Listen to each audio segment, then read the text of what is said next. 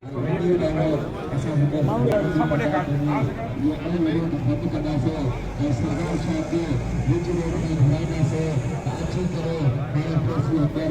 तव्हां कुझु चवंदो हींअर अॼु साईं गुज़ारिश अर्ज़ इहा आहे त कल्ह बि असां पुरम में हुयासीं सरकार असांखे अॼु 12 बजे ॻाल्हियुनि जे लाइ घुरायो आहे जंहिंमें सरकार SNGD सेक्रेटरी SNGD खे बि ॻाल्हियुनि में शरीक कंदी फिनांस जे सेक्रेटरीअ खे बि ऐं सेक्रेटरी एजुकेशन बि ऐं असांजी बि कमेटी वेंदी।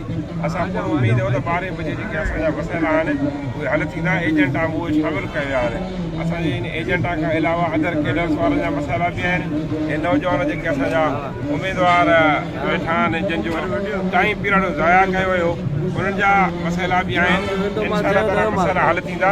मुंहिंजे उस्तादनि खे गुज़ारिश आहे अपील आहे जेके हिन महिल बि होटलनि वेठा आहिनि जेके कराचीअ में हज़ारनि जी तइदाद में उस्ताद शामिलु मौजूदु आहिनि।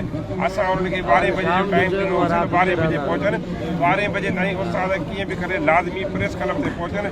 हाणे बि सभ जी तइदाद में उस्ताद मैदान ते पहुची चुका आहिनि। असां पुरउमीद आहियूं त असांजा मसइला हल थींदा। मसइला हल न थिया त असां वरी बि जेको आहे सो ईंदासीं हिते पाण में गॾिजाणी कंदासीं। हे असांजो प्रोटेस्ट उहो हिकु ॾींहं जो न आहे। हे 10 ॾींहंनि ते बि थी सघे थो 20 ॾींहंनि जो बि थी सघे थो महीने जो बि थी सघे थो। असां पूरो उमेद आहियूं त असांजा मसइला हल थींदा। मसइला हल न थिया त असां कराची में कंहिं बि पंहिंजी ख़तमु न कंदासीं।